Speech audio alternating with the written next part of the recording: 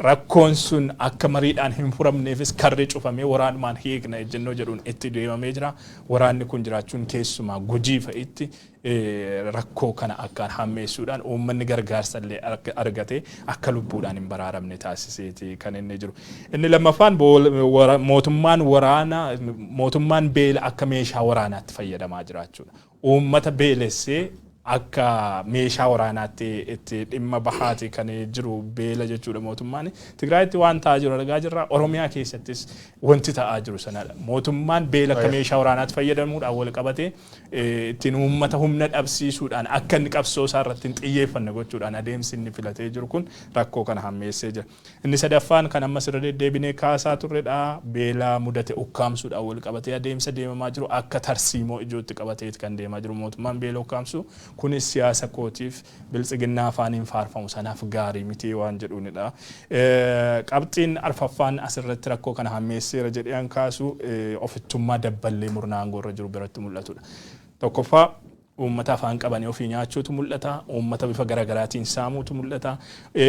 Gargaarsi dhaqu inni kaan siyaasaaf oola inni kaan dabarfameeti kan gurguramaa jiru. Kunis rakkoo kan hammeesse keessaati.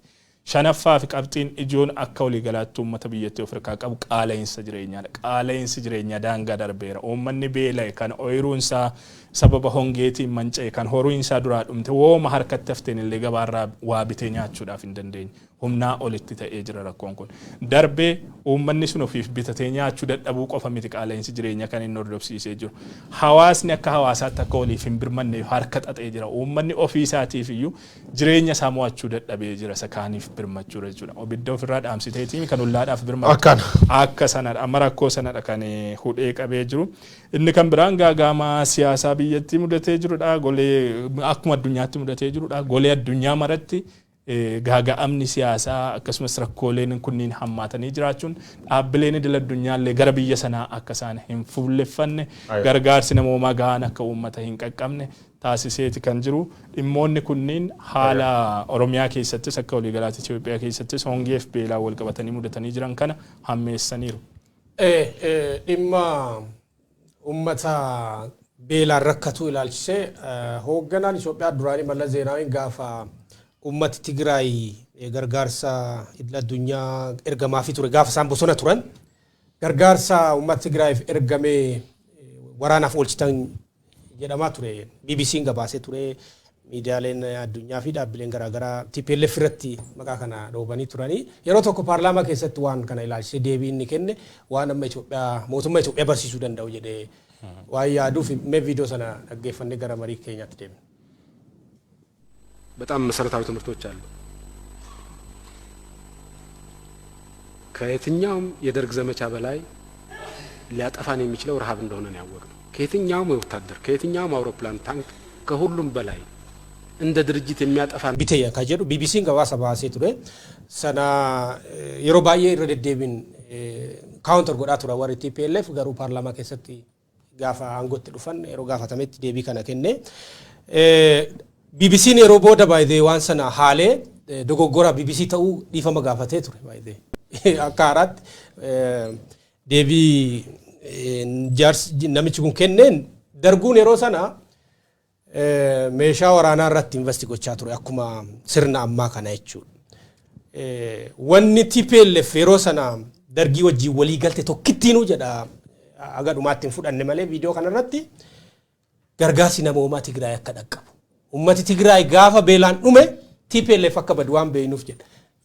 Yaaddoo guddaan balaan keenya guddaan moortarii kilaashii taankii fi helikoophtarii miti.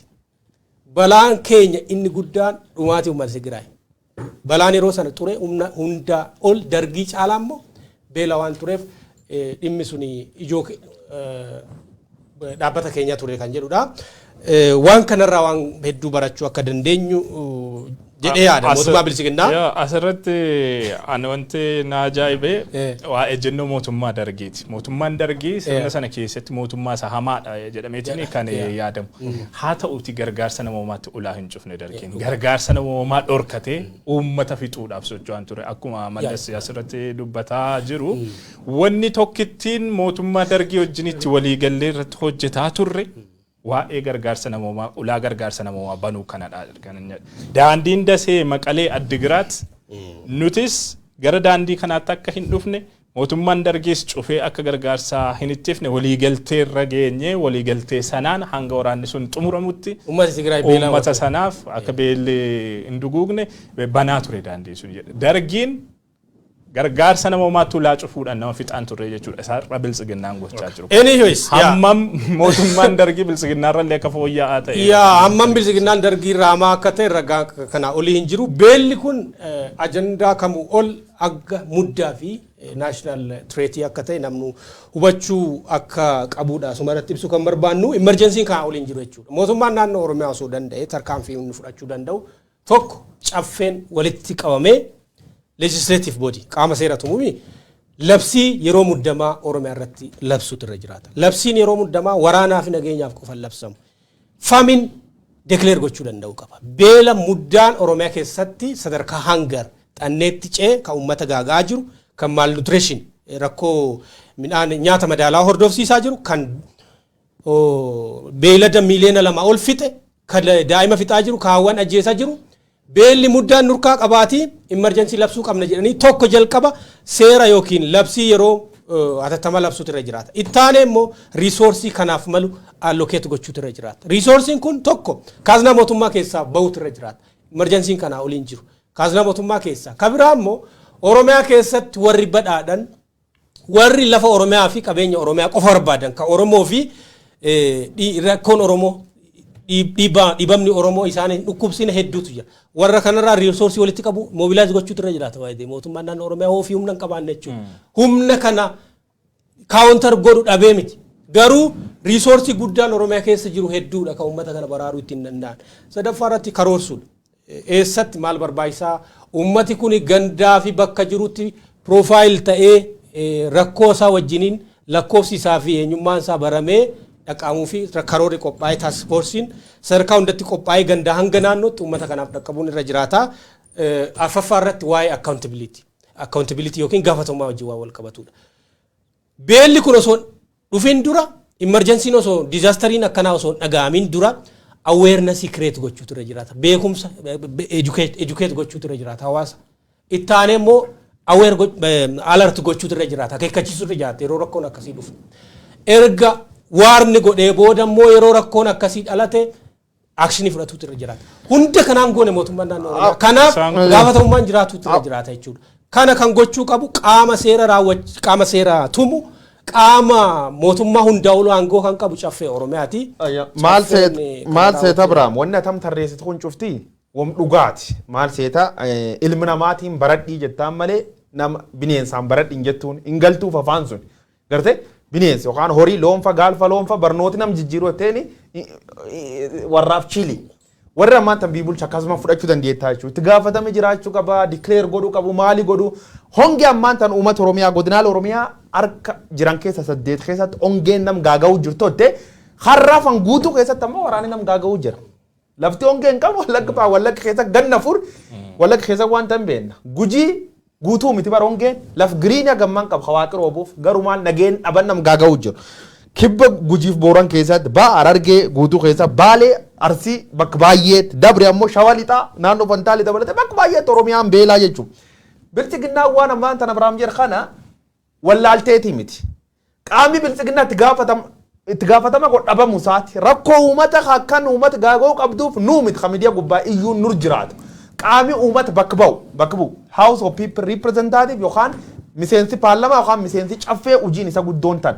Gaafa harka baaftanii filadha saniin jedhan diraamaa miti wanni guddoon diraama irratti dalagan uummati keen agi siyaasaan hin dammaqin gadaroon isatti fuuf bilchiginnaaf kun siyaasa wanni gaala tapha looni lubbuu jedhan arbii gaalfa yorga qabetti hin taphata isaaf diqqaa garuu yoonni qabsuun gaalis hunduu danda'a loon hunduu danda'an wanni bilchiginnaan dalaguu jirtu lubbuu uummata keenyaatiif gaagaam guddaa maaliif daladdi bilchiginnaa yoo ta'ettu reefuu saniin lachuu yaadu midhaagaa qaabta yaadu mallas zeenaayiitiif bilchiginnaa waltiitan Mallas Zeenaawi dhaadhessuu miti faarsuu miti Mallas Zeenaawi dargaggeessa ariyyatee inni caala garee warri hadhin jiru habuusallee nu caala hin jiru Abiyyi Ahmad faan basaasasa turan Shimallis Abdiisaa faan basaasa turan Haadiree namnu daawwatu cufti basaastos turte jechuudha war waliin ijjeessa turte hataa turte saama turte garuu dhugaan laf jirtu bilchiginnaan garee wayyaaneeti gadi ta'uu agarsiisu deeggarsi namooma Owwita lubbuu nama gaaga'uu jirtu. Oromiyaa qofa osoo hin taane Tigraay keessa waan deemuu jiraati jechuudha. Maaliif kan tolchu taatee yeroo gis tokko gisee hum tokko deessaalee kan gubbaayyaa dubbadde akka namuuf hin abdii qaba. Garuu maaliif kan tolchu taatee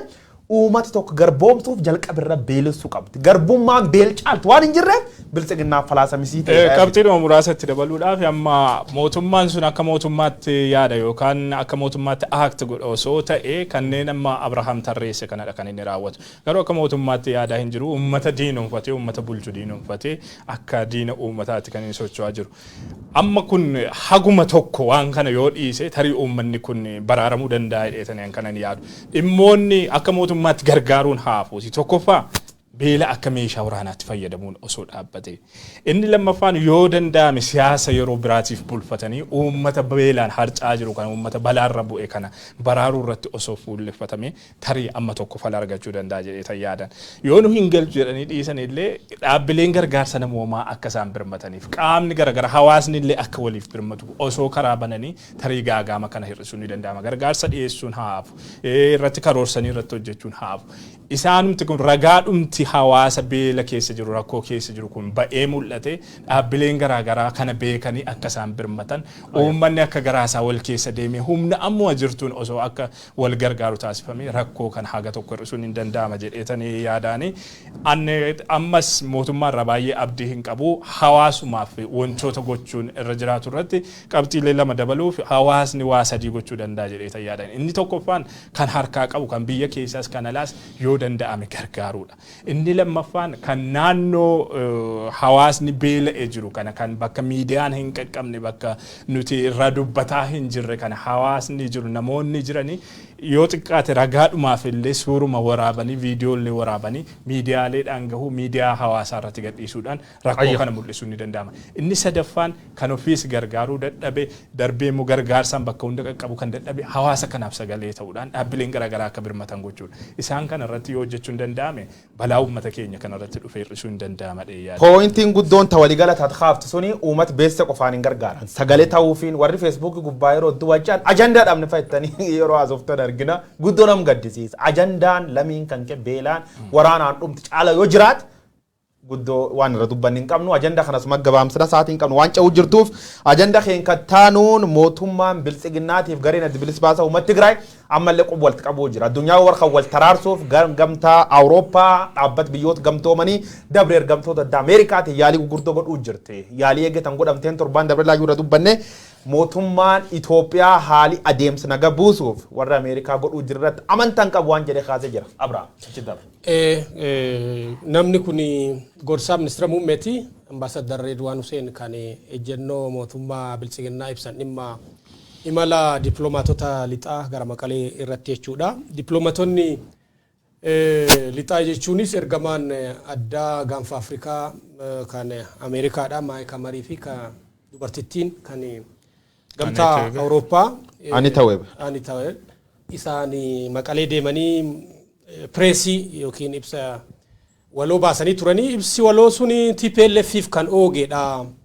Haal dureewwan TPLF marii araaraatiif keesse akka mootummaan biltsiginnaa guutu dhiibbaa godhaa kan jedhu fakkaata. Kanaafuu gareen dippiloomaatotaa tuni garee TPLF fi oogan waan ta'eef walabummaa isaanii irratti gaafii qabaachuu hin oolu akka biltsiginnaatti. Biltsiginnaan ibsa Redwaan ibsa baase kanaan gareen kun TPLF akka oogaa jirutti kaasanii inumaayyuu ibsa isaaniitti baay'ee mufachuu biltsiginnaa kaasanii jiranii.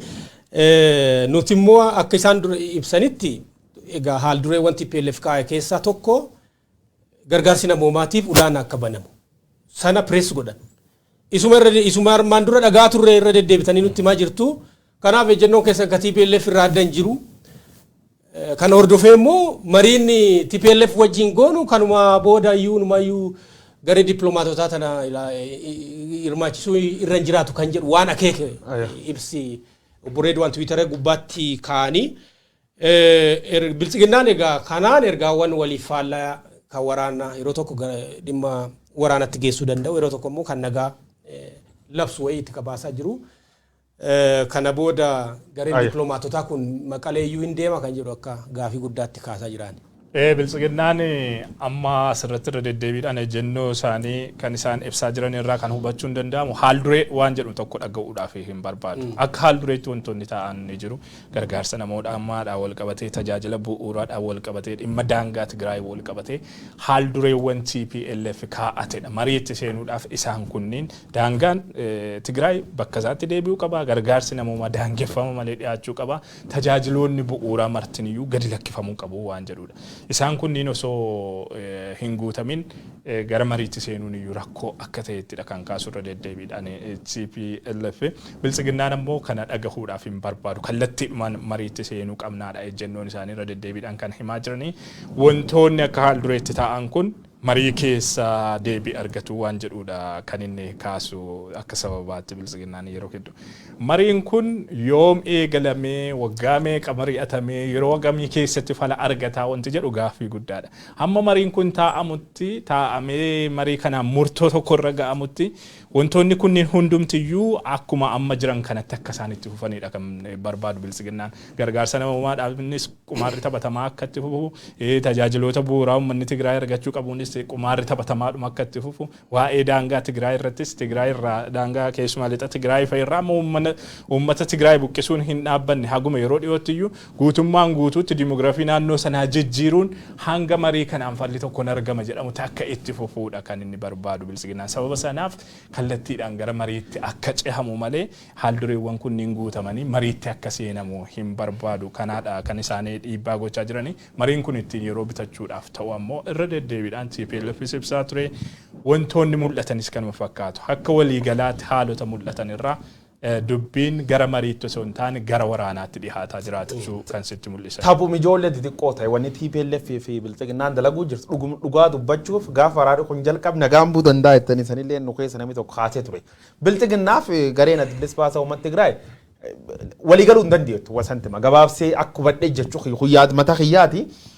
Warri irra wal dhabcala daawwadda. Ameerikaan wanni dhibiin Biltsiginna dallansiisin jirtu gareen tun achi dhadhee mootummaa Biltsiginnaa qixxee rigogniishinii kennitee fi footoo waliin ka'uun Biltsiginna naarsite jechuudha. Mootummaan biyyi bulchi tokko sadarkaa daa'imaa gad bu'ee waan xixiqqoo gatii hin qabne irra wal dhabuun amma waan inni akka wanni kaas keessa preconditionii TPLF laf keeyyatti yookaan haal dura TPLF laf keeyyatti akkam dhiibbanuu irra godhani sun keessa baankiin ka banamtu ibseen ka deebitu telekoomiin ka jalqabu kun Biltsiginnaa aarsa jechuun nam gaddisiifte waan TPLF laf keeyyatti keessa tokko gamta Ameerikaa jala akka mari'an nuti Naayiroobiin kan wanni gootuuti Ameerikaan faan itti dabalamte gaafi dhiyeessita turte.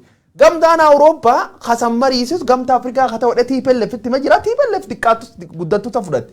Gareen tunam bu'uuraalee misooma gadhiisan hun jedhanii Ameerikaan illoogdi jechuun siyaasaa warri irra wal dhabin jirtu. Midhaan irra wal dhabdi yakkamtoota lamaanii warri lachuu waliin namijjeessa ture haadha ture buddeen irra wal dhabde nam gaaga'uu jirta. Abrahaam daqiiqa tokko tokkotti daraa hin finna waan kana. Dubbiin gara waraanaatti akka deemaa jiru amma wanni agarsiisan baay'ee jira. Tokkoffaa yeroo fi ajandaa marii kan murteessuuf jiru amma garee Biltsiginnaa ta'aa jira kan argaa jirru. TPLF yeroo kana mari'annaa haga yeroo hanga kanaa keessatti marii goolabnaa jechuudhaaf ammatti paaworii akkasii hin qabu akka argaa ni jirutti. Kan biraa immoo walabummaa warra lixaa irratti gaafii kaafte jechuun adeemsi marii araaraa kun akkan of kallisitti agarsiisa. Dhiibbaa warra lixaa hordofsiisuu danda'a of course garuu Biltsiginnaan amma gamtaa Afrikaa qofaan akka deemu red line godheetti kan red one barreesse ambaasaadar red one kana jechuun warra lixaa marii kana keessaa bahuu danda'u armaan dura akka assist godhaniif kan gareen lamaan fedhiin jiru sana garuu amma ka ambaasaadar red one barreesse warra lixaas warra Awurooppaa dabalatee jechuudha ajandaa kana keessaa bahanii gamtaa Afrikaa Obasanjoo qofti akka lead godhu kan fedhii agarsiisaa jiru akka red line itti kaa'e dhumarratti statementii isaa olaaltan jechuudha. Kanaafu fedhii waraanaa akka jiru argaa jirra. Fedhii waraanaa kun akka inni darbe kaafne tokko fedhii humnoota Shaabiyaatiin lammaffaa immoo fedhii humnoota Amaaraati. Dubbii keenya irratti qaamolee qixxee kana ta'an keessaa negotiators warra ta'an keessaa namooti sadi Biltsiginnaa Amaaraa keessaa Dammaqa Mokonnin nama Itoophiyaa lammaffaadha biyyiif taane. Tamasgen Xurunaa Amaaraa keessa nama tokkoffaa ta'u jechuudha Dammaqan. Tamasgen Xurunaa jira itti gaafatamaa damee basaasaa tika biyyaalessaa Itoophiyaa.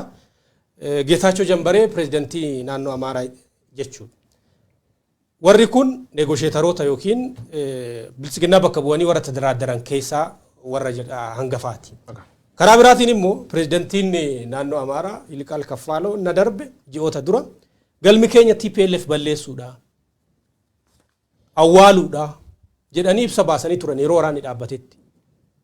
Kana jechuun fedhiin humnoota Amaaraa garee sirna araara kana keessatti waraana akka ta'e araara osoo hin taane waraana akka ta'e sirriitti boolli mul'ataa jira jechuudha. Fedhiin humnoota Amaaraa fi humnoota Shaabiyaa immoo fedhii wal unataa fedhii wal utubaa jirudha yeroo kanatti.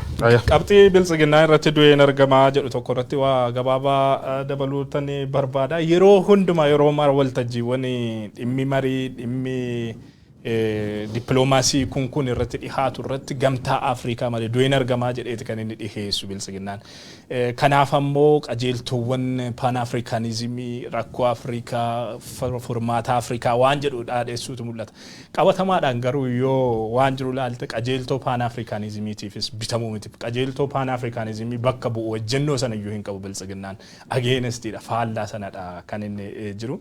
Inni guddaan wanti isaanii kana filataniif biyyoonni lixaa dhiibbaatti nurraan gahuu danda'u adeemsa badii irra jirru kana keessatti callisanii nu ilaalanii waan jedhuun gamtaa Afrikaa moo gara ofii barbaadanitti micciiruudhaaf waan danda'aniif tokkoffaa gamtaan kun teessumti isaa Finfinneedha. Jalqabaa kaasee waraana Tigraay kanaan wal qabatee isaaniin tumsaati kan inni ture. Ejjennoonni yeroo garagaraatti calaqqisiisaa ture. Waan biltsiginnaa tumsuu fi waan TPLF irratti dubbii hammeessu ture. Kanas akka inpuutii tokkotti fayyadamuudhaaf ni barbaada biltsiginnaan. Sababa sanaaf gamtaa kana gara barbaadetti ofii isaatii micciiruudhaan darbee ammoo hariiroo dhuunfaa Obasanjoo fa'aa wajjiniin qaamolee hoogganoota gamtichaa wajjiniin uummatee jiruun wal qabate. Kanaafidha kan inni barbaadu. TPLF immoo sana hin simanne turan. Haa ta'u sanumaan iyyuu nu mariisisaa garuu isinis akka taajjabdootaatti keessa jiraadhaa waan jedhudha ejjennoon warra Tigraay kuni.